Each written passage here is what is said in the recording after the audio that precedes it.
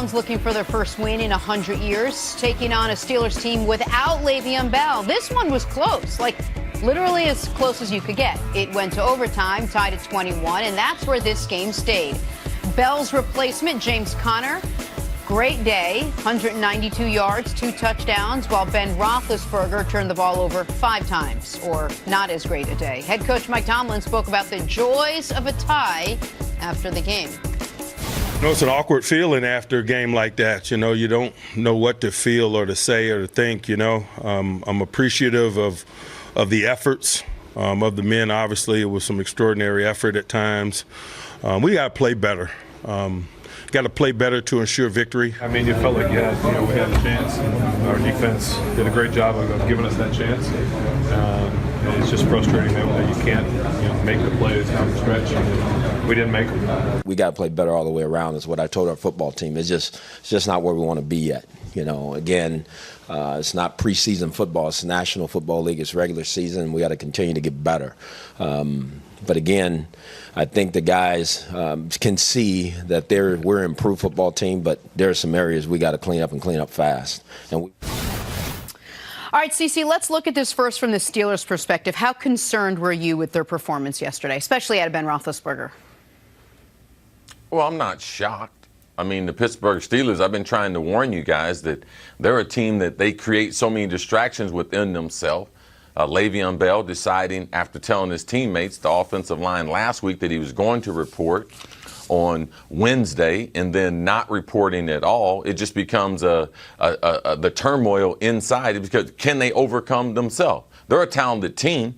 The Browns are much improved, but this is about the Pittsburgh Steelers. If they are one of the Super Bowl favorites, then that's how they open up week number 1. Ben Roethlisberger, remember he told you, hey, man, my arm is feeling better. I'm in the best shape of my life and everything. Oh, yeah, let's start the season with 5 turnovers. How you like that? So I think the Pittsburgh Steelers, to me, as a football team, they've been immature. They always don't have everyone on the same page, general manager, head coach, quarterback, running back, and it turns over onto the field. They should have lost this game. Great effort by the Browns, being able to come back. Great touchdown by Josh Gordon. Amazing catch there to be able to get his feet down, to be able to tie up the game late. And then in overtime, man, the Browns had opportunities. Just like the Bears. We talk about teams that have lost for most of these young careers of these players. They don't know how to win games. The Browns were the same way. Several opportunities didn't take advantage of them. This is the game that once Pittsburgh, they had the lead, allowed the Browns back in. The Browns should have won this game. I mean, you're absolutely right. And both teams should leave this game feeling like, how the hell did we not win it? On Pittsburgh's side of things, you have a 21-7 lead with less than 8 minutes left and the ball. And you end up going to overtime. How? Well, James Conner, who had all credit to James Conner. He had like 190 yards from scrimmage, 36 touches, heavy workload. He was excellent. The one big mistake he made was Myles Garrett coming around, forcing a fumble. So now instead of 21-7, it's 21-14. The next drive, Ben Roethlisberger fumbles the football, and now we're going to overtime. But Big Ben wasn't done turning the ball over. In overtime, the Browns punt the ball with 90 seconds left in overtime, essentially conceding, listen, a tie's better than a loss. We don't want to lose here, so we're going to punt the ball away.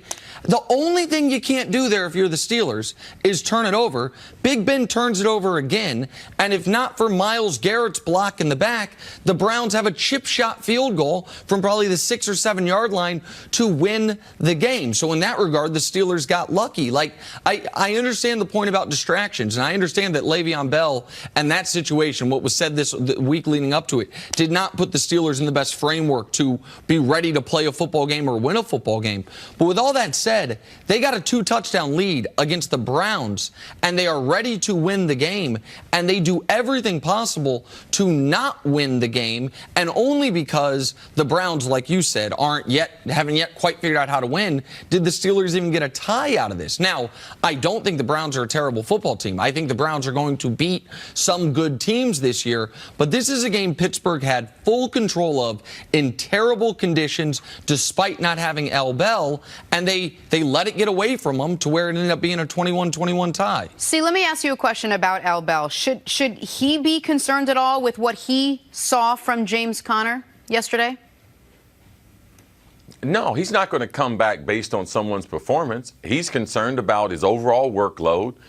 He's concerned they're going to use him too much for the $14 million. They're going to maybe give him 400 carries. Well, so be it for $14 million. That's what you got to do. No.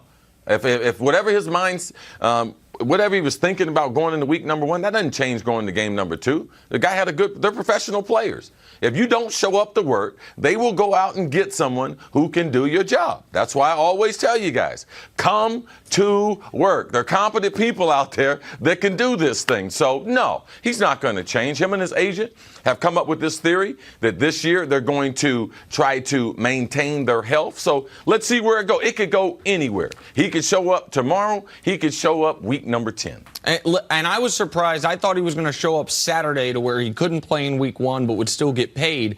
But once you forfeit the first game check, I have no reason to believe he's not going to forfeit another one. So I'm interested to see when he does show up. I just want to give credit to 2 guys who played outstanding football games and were game changers yesterday. Myles Garrett not only had 2 sacks, he had the 2 forced fumbles.